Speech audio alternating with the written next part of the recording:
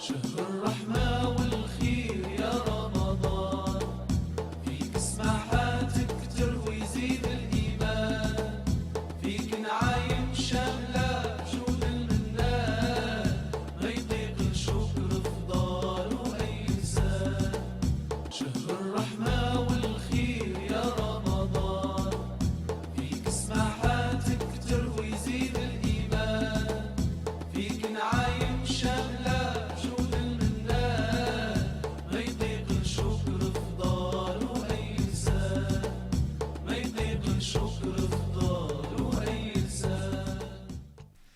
Assalamu alaikum wa rahmatullahi wa barakatuh, fidèles téléspectateurs de nos télévisions, bienvenue dans le cadre de votre émission Ramadan Moubarak pour son deuxième numéro. Je suis toujours en compagnie de Moussa Nzengi et de l'imam Ibrahim Bouné qui va nous retrouver tout à l'heure, qui a accusé un tout petit retard. Moussa, assalamu alaikum. Wa alaikum salam wa rahmatullahi wa barakatuh. Avec nous également sur ce plateau, la sœur Nafissatou Moussa, assalamu alaikum. Wa alaikum salam wa rahmatullahi wa barakatuh. Alors aujourd'hui nous parlons du ramadan et le confinement, bien ou mal, parce que plusieurs polémiques autour de la question de savoir est-ce qu'on peut observer un bon mois de ramadan dans un confinement sans aller dans les mosquées, sans observer les prières de nuit dans les mosquées. Nous en parlerons tout à l'heure avec nos imams et avec Moussa, mais avant, nous allons, après une petite transition, vous présenter le tafsir du jour.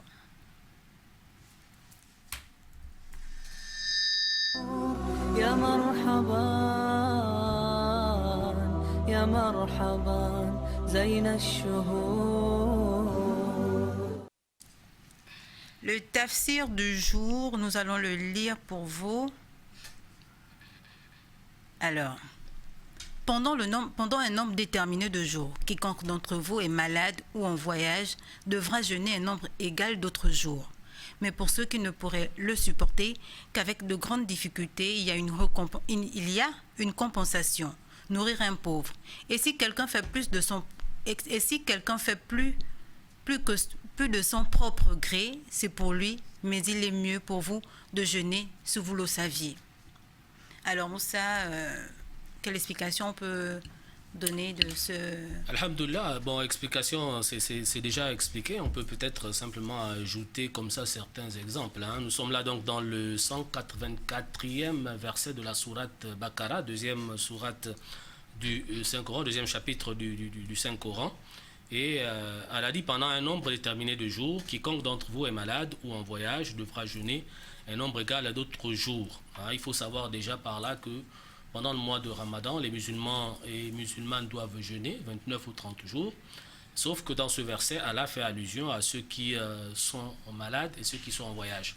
Donc, les voyages aujourd'hui sont beaucoup plus réduits ou presque pas, mais on va quand même en parler. Donc, Allah dit, lorsqu'on jeûne et qu'on doit voyager, on peut interrompre son jeûne. Si on voit qu'on va être éprouvé par la difficulté du voyage. Aujourd'hui aussi, les moyens de transport sont adéquats, mais aussi, selon le hadith du prophète, c'est libre cours. Quelqu'un qui voyage, même s'il n'y a pas de difficulté, il peut interrompre son jeûne. Donc si le voyage dure une journée, 2 journées ou 3 journées, après, lorsqu'il va arriver, il va continuer à jeûner pendant le mois de Ramadan. Et maintenant, après Ramadan, il va rembourser les jours qu'il n'a pas jeûné, si c'est 1, si c'est 2, si c'est 3. Voilà. Et c'est la même chose pour le malade. Et là aussi, le malade, on va quand même donner quelques explications. Une maladie, on peut dire par exemple un palu qui va vous alité pendant 1 ou 2 jours. Là aussi, elle a dit que vous ne devez pas jeûner parce que vous devez prendre un traitement qui va vous permettre de vous rétablir. Donc à ce niveau, vous n'êtes pas astreint vous êtes astreint à ne pas jeûner.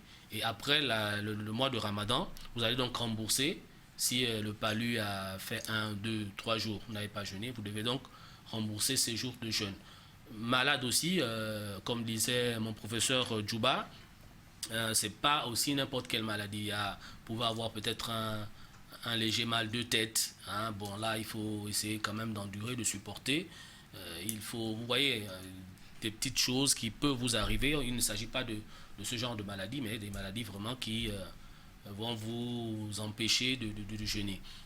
Il y a aussi des maladies aussi que vous pouvez avoir, mais par exemple, c'est le cas aussi par exemple d'une fièvre. Une fièvre qui peut amener à ce que par exemple on vous injecte Et je crois que hier, avec l'imam Bounou, on a vu cela. L'injection, hein, si c'est... à l'époque, on appelait ça le Kinimax. Si c'est une injection simplement qu'on doit vous administrer, vous pouvez jeûner parce que cette injection ne va pas vous annuler votre jeûne. Annuler votre jeûne. Mais si c'est des vitamines qu'on doit vous donner aussi par injection, je crois que là aussi, il faut arrêter le jeûne et rembourser ce jeûne-là. Mais si c'est une injection, par exemple, et puis vous n'avez pas de médicaments à prendre par voie orale, vous pouvez aussi, si vous voyez que vous avez quand même un peu de force, mais si vous voyez que vraiment il n'y a pas assez de force et tout, vous arrêtez de jeûner. Il y a des maladies aussi chroniques, le diabète, la tension, qui doivent faire en sorte que vous devez prendre des médicaments durant la journée régulièrement. Là, effectivement, vous ne devez pas jeûner.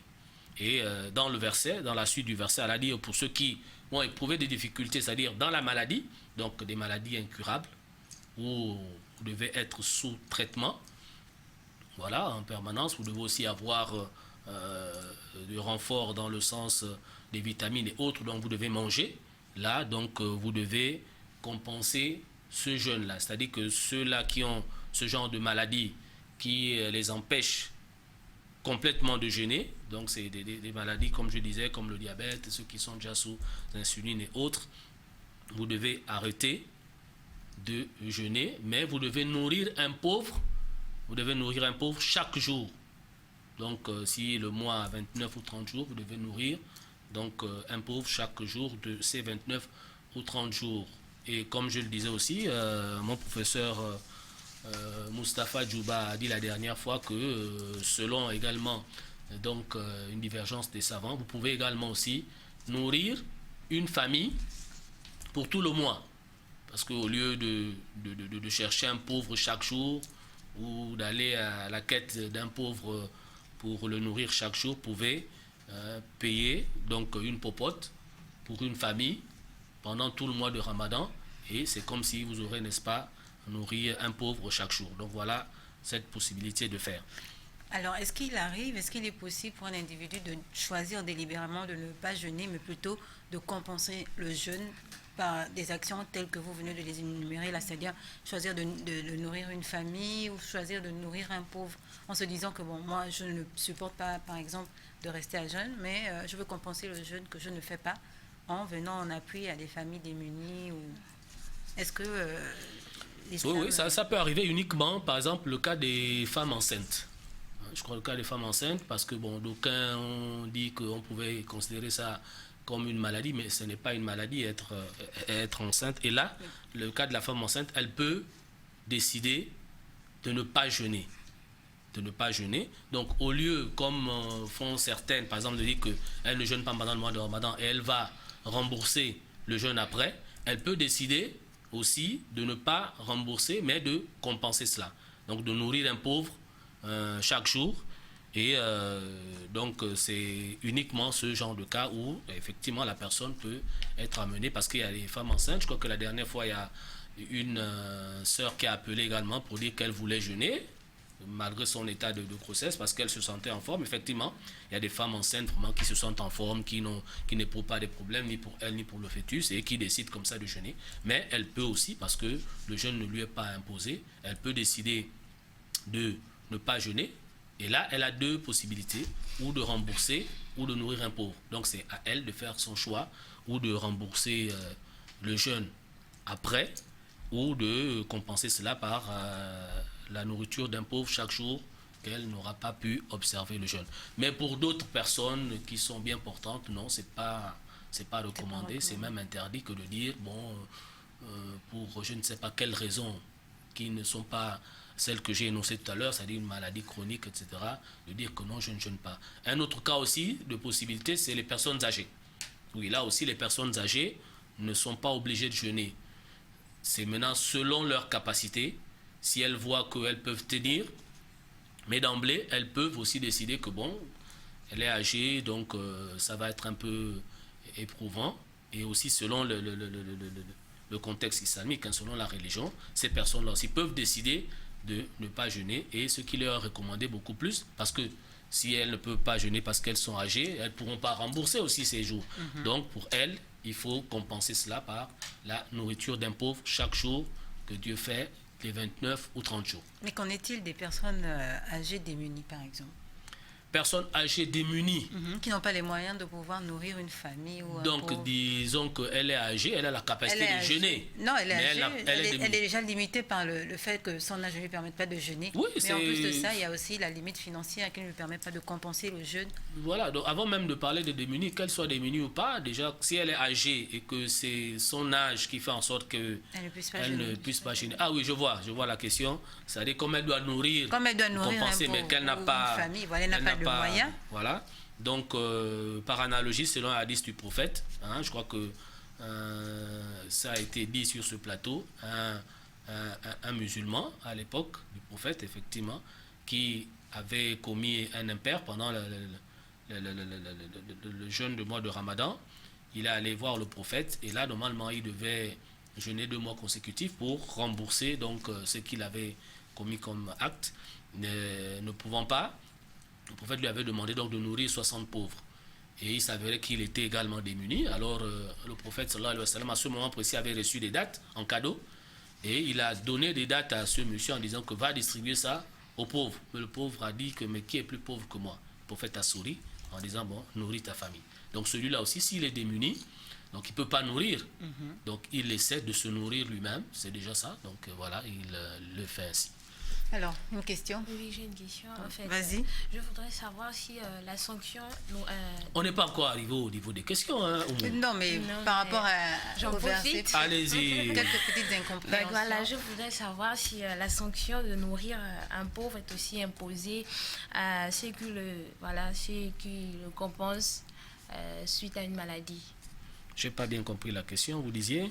Je disais, est-ce que la sanction de nourrir un pauvre est aussi imposée à ceux qui le compensent suite à une maladie? Tout à l'heure, vous étiez en train de dire que lorsqu'une personne ne se sent pas bien, lorsqu'elle est malade, elle pourrait ne pas jeûner et compenser ce jeûne après le ramadan. Donc, je voudrais savoir, vu que vous avez aussi parlé du fait qu'il y a une sanction qui est là à nourrir un pauvre, donc je voudrais savoir si c'est aussi idem pour cette personne. Voilà.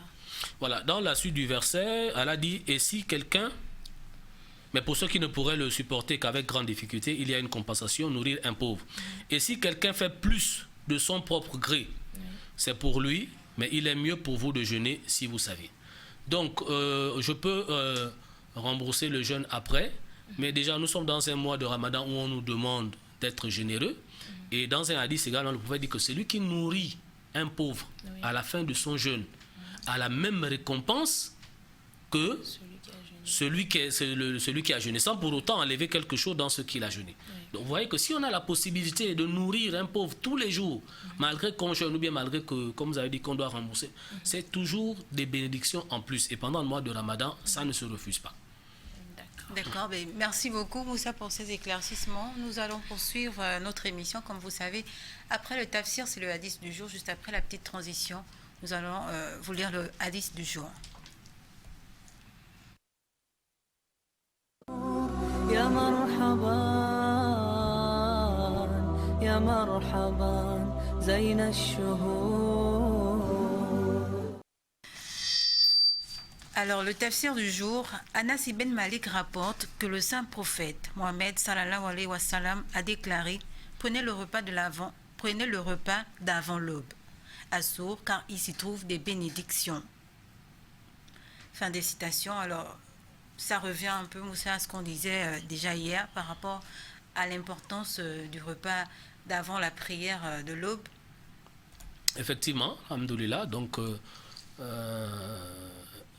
un débat, hein, parce que hier déjà on parlait du temps, de l'heure où il faut arrêter de manger. L'imam Bouné a bien rappelé également aussi les principes un peu de la religion qui font que il faut reporter ce sourour là un peu vers l'heure de la prière en disant que pour ne pas redire ce que l'imam Mustafa Djouba dit également dernièrement, qu'on peut reporter ce repas aux alentours de 4h30, 4h40, voilà, jusqu'à avant 5h. Et hier, l'imam Bouné disait qu'il fallait arrêter de manger au niveau de 4h55 concernant le fait que sur l'application Muslim Pro qui régit un peu les heures de prière selon le pays, le Gabon et la ville Libreville.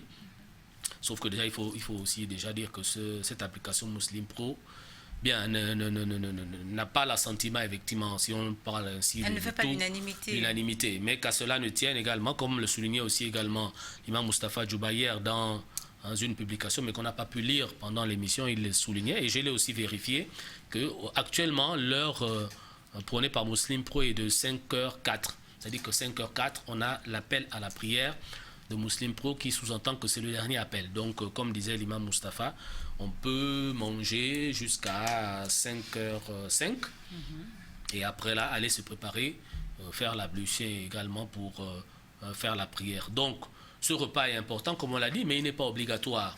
Il n'est pas obligatoire parce qu'il y a des gens qui, même moi au début, c'était difficile pour moi de manger le matin, mais il a fallu que je revoie et qu'on me rappelle également aussi les hadiths du prophète qui ont vanté le fait de prendre ce petit repas-là.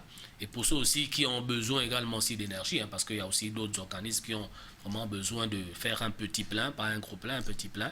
Il faut effectivement ramener ce sourd-là à ce niveau, 4h30 et jusqu'à 5h, essayer d'arrêter de manger. Maintenant, le débat aussi sur si quelqu'un se lève à 5h05, si quelqu'un se lève à 5h10, qu'est-ce qu'il fait? Est-ce qu'il peut prendre quelques gorgées? Est-ce qu'il peut manger un petit bout? Là, je pose la question comme ça aussi à l'imam Moustapha Djouba. Je crois qu'il nous suit en direct. Et pourquoi pas peut-être aussi d'autres imams, l'imam Rizogo, l'imam Youssouf Diengui, l'imam Anas Ibn Malik, l'imam Boubei, de peut-être nous répondre par SMS ou par WhatsApp. Et puis on pourra donner plus d'éclaircissements, n'est-ce pas, aux téléspectateurs et téléspectatrices. Mais qu'à cela ne tienne, pour l'instant, sachez que selon l'opinion un peu de nos connaisseurs ici, il faut manger à partir de 4h30 et arrêter à 5h pile. Je pense que c'est un appel. Vas-y. Allô? Mais je crois qu'on va continuer d'abord. On va continuer. Peut-être que c'est l'un de nos imams. Peut-être que c'est l'un de nos imams qui voulait réagir comme ça. On n'a pas encore annoncé le téléphone.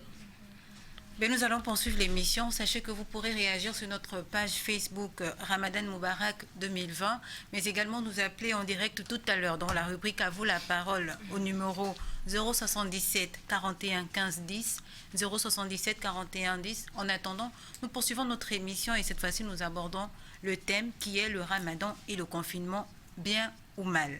Alors, avant de rentrer dans le thème, nous allons aborder votre petite rubrique Ramadan Santé avec la sœur Nafissatou. Alors, qu'est-ce que vous avez prévu pour nous aujourd'hui dans votre rubrique Ramadan Santé? Eh bien déjà, Alhamdulillah Rabbil Alamin, nous remercions Allah de nous avoir fait grâce, de nous retrouver encore une fois de plus sur ce plateau, Donc, chers téléspectateurs et téléspectatrices, le jeûne du mois de Ramadan, est fortement impacté par le confinement lié à la lutte contre une propagation rapide du Covid-19, puisque les fidèles ne peuvent ni prier dans les mosquées, ni se rassembler en grand comité. Nous voyons que les personnes assistent.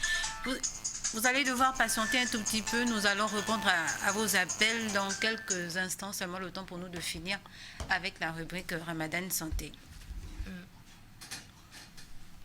On poursuit. Eh bien voilà, donc c'est comme je disais, d'après l'OMS, faire le jeûne de Ramadan n'augmente pas le risque de contracter le virus. Toutefois, l'institution internationale chargée de la santé recommande aux personnes déjà atteintes par le coronavirus ou diagnostiquées positives au moment du Ramadan de s'abstenir de démarrer ou de poursuivre le jeûne. Donc, certes, c'est la tradition de visiter la famille, les cousines, les cousins, les tantes, etc. Les proches et les familles durant le Ramadan. Mais cette année, le meilleur choix est d'appeler ou d'envoyer un message pour prendre de leurs nouvelles. Donc, alors, restons chez nous pour éviter la propagation de la maladie Covid-19. Donc, un praticien, voilà, souligne en effet que, comme chaque ramadan, voilà, 3 points sont primordiaux, à savoir l'hydratation, la suppression des sucres rapides et des produits industriels et un repos, voilà, suffisant. Donc, il dit ici, voilà, il est important de souligner que la faiblesse ressentie au cours du jeûne est due au manque de sommeil cumulé et à la fatigue engendrée par cela. Plus que par le manque d'alimentation, affirme-t-il, précisant qu'un bon sommeil, voilà, est indispensable à un système immunitaire, voilà, efficace qui, voilà, aide ainsi le corps à se protéger des infections. Voilà. Donc, eh bien, voilà quelques conseils, disons, faciles à mettre en pratique depuis notre domicile, voilà, accompagnés de notre famille. Et j'invite également les familles à accomplir en groupe les prières journalières obligatoires et ainsi que les tarawih, voilà, qui leur permettra de profiter pleinement de mérite de la prière, voilà, en groupe. Merci beaucoup pour toutes ces informations. On ne vous le rappellera pas assez durant toute cette période de Ramadan. Nous vivons un Ramadan assez spécial, confiné. Il est donc bien d'observer les mesures barrières telles que recommandées par nos imams et par nos autorités afin de limiter, sinon d'éviter la propagation du virus. Comme voilà. le gel, là, mais on n'a pas... Effectivement, on s'est désinfecté avant, mais...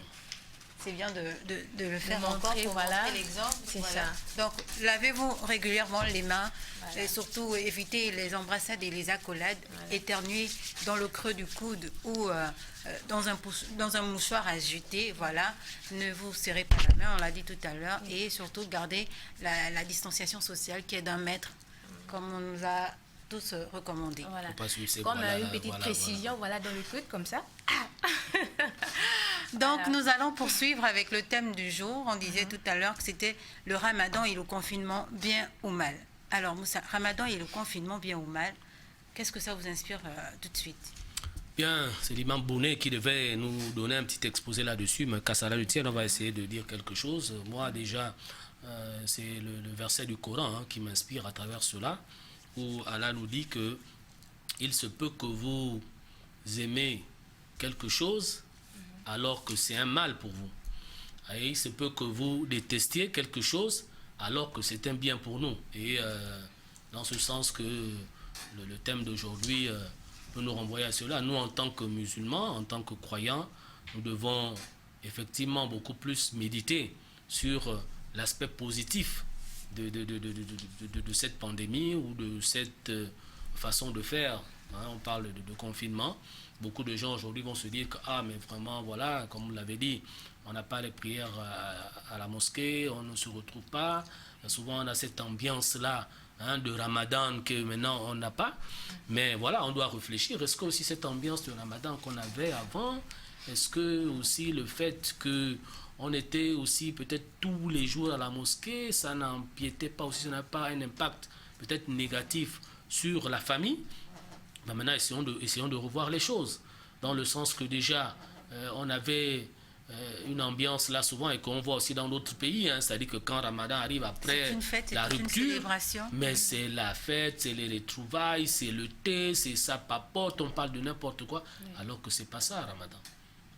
Et là, Allah a dit confinement pour nous ramener à ce que Ramadan était à l'époque de cela vraiment, que nos pieds prédécesseurs, c'était un moment de recueillement, de méditation, de penser à la souffrance de ceux qui n'ont pas assez. Et au plan familial, c'est la même chose. Vous vous rendez compte que depuis qu'on parle de confinement, mais il y a des frères, il y a des sœurs qui sont maintenant au courant de ce qui se passe réellement dans leur famille. C'est-à-dire qu'ils vivent les réalités de chez eux. Les réalités maintenant, voilà, les réalités. Pourquoi ces réalités arrivent? C'est parce que Allah veut nous interpeller pour dire que, mais lorsque ces réalités-là nous arrivent et qu'on constate qu'effectivement il n'y a pas de problème, alhamdulillah. Mais lorsque ces réalités éclatent maintenant à nos yeux, en nous montrant que le petit Hassan, le petit Ousmane ne faisait pas sa prière, la petite... Fatima ou que sais-je encore, ne maîtrisait pas sa fatigue, machin. Voilà, aujourd'hui, le confinement nous permet de revoir tout cela. Oui. Et même plus loin, on a vu j'ai même oublié de donner cela à Chérel, une petite vidéo qu'on pouvait comme ça montrer aux téléspectateurs. C'est voilà, un musulman qui voilà, fait maintenant la prière dans sa famille et il est bloqué à un niveau, il n'arrive plus à avancer dans les sourates ou la Fatiha. Voilà, c'est pour dire qu'aujourd'hui, on a hein, j'ai balancé cette vidéo dans un groupe islamique et les frères m'ont dit mais non, il ne faut pas se moquer de la religion. Je leur ai dit que non, ce n'est pas de la moquerie, c'est des réalités. Exactement. Parce que beaucoup, souvent, nous, là, on vient à la mosquée derrière l'imam, c'est parce que le fond, on ne maîtrise pas comment faire la prière. Et ce n'est pas normal. Et ça, on voit même à travers, même, c'est-à-dire la zan et l'ikama, la zan que l'on fait à la prière. Non, je ne vous dis pas un secret. Il y a beaucoup de musulmans qui ne savent pas faire la zan. Hein. Et pourtant, ils viennent à la mosquée, ils écoutent la zan tout le temps. Mais ils ne font pas la zan. Et même encore, il y a même d'autres qui font même la zan, mais qui ne font pas correctement la zan. C'est-à-dire correctement la zan, c'est quoi? C'est-à-dire dans la prononciation de certaines. Aujourd'hui, le confinement nous permet de revoir un peu tout cela à la maison.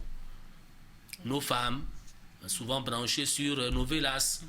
Les hommes, souvent branchés sur le foot. Hein, parce que le foot encore, voilà, j'ai même vu encore d'autres commentaires sur Facebook et autres, parce que Canal aujourd'hui revient sur les anciens matchs. Donc il y en a même encore qui sont... Mais voilà, le confinement aujourd'hui nous amène, nous musulmans, à voir que le mode de vie qu'on avait avant, hein, avec tout ce qui tournait autour de Ramadan, avec tout ce qui tournait autour de la famille, n'était peut-être pas bien. Et là, Allah nous interpelle pour dire, essayons de faire marche arrière et de repartir sur de nouvelles bases. Apprendre le Coran, enseigner aux enfants, voir avec madame et tout le monde comment pratiquer correctement le Ramadan, comment pratiquer correctement la religion. Et donc, dans ce sens-là, on peut dire que le confinement est une bonne chose aussi. Merci beaucoup. Alors, chers téléspectateurs, je vois bien votre impatience. Nous allons répondre à vos appels tout de suite dans la rubrique à vous la parole. Le temps pour nous de bien développer le thème pour que vous puissiez également bien comprendre de quoi il est question avant de pouvoir réagir. Donc, on ne répond pas à vos appels simplement parce qu'on aimerait avancer dans le développement, mais sachez qu'on va décrocher lorsqu'on sera dans la rubrique à vous la parole. Alors Moussa, je voulais savoir comment mettre à profit donc tout ce temps à la maison finalement, puisque on réalise que c'est peut-être un confinement qui a été, comment je dirais-je, Allah a voulu qu'on se retrouve dans cette situation de confinement pour pouvoir vivre certaines réalités de chez nous, pour pouvoir revoir l'organisation familiale, pour pouvoir mieux ancrer notre pratique islamique. Comment le musulman doit-il véritablement mettre à profit ce confinement? Parce que toutefois, avant de sans vouloir te couper, on peut rester à la maison, dormir, se dire que je suis confinée, mais sans jamais véritablement faire attention à ce que les enfants font, faire attention à ce que madame fait, observer les prières, sinon lire le Coran et ainsi de suite. Voilà. Oui, je voulais d'abord ouvrir une parenthèse dans le sens qu'il y a aussi ceux qui sont en confinement, musulmanes, qui par exemple avaient une activité, l'activité est fermée aujourd'hui, qui vraiment se disent là, hein, quand ils m'écoutent, que mais lui là, qu'est-ce qu'il est en train de raconter? Il parle de religion, il parle de ceci, mais moi je fais bien ma religion, sauf que mon commerce ou ceci est fermé. À ceux-là aussi, je dis, c'est tout ce que Dieu fait est bon.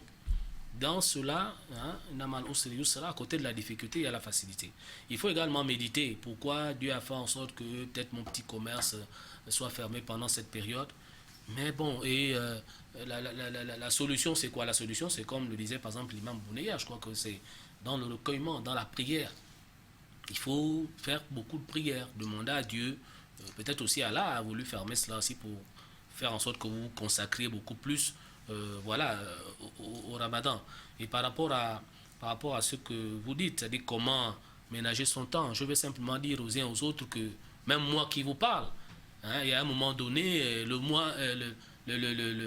Ramadan dernier, j'étais dans un cabinet ministériel, conseiller, et je vous jure, déjà là, j'ai le temps de me réveiller la nuit et puis je rate mon réveil, je me réveille à 10h et puis voilà, mais comme je vous dis le Ramadan dernier, il fallait être au bureau à 8h, à des moments même à 7h30, et la prière qu'on avait, que pour beaucoup ont souvent, c'est « Ah mon Dieu, est-ce que tu peux faire en sorte que je puisse avoir un Ramadan où je n'ai pas trop d'occupation, j'aurai assez de temps de lire le Coran, j'aurai assez de temps de regarder mes enfants, mes frères et mes soeurs. » Mais le moment là arrivé, pour beaucoup sinon. Finalement, oui. Oui. Le moment est arrivé et Oumou, les gens se demandent encore que mais comment je dois M'organiser pour pouvoir bien pratiquer mon mais jeûne. le moment qu'on demandait à Allah que vraiment j'aimerais avoir un ramadan où je reste je peux veiller le soir en prière dans la nuit et puis dormir jusqu'à 10h 11h je me réveille, mais Allah nous a donné ce temps-là maintenant. Effectivement.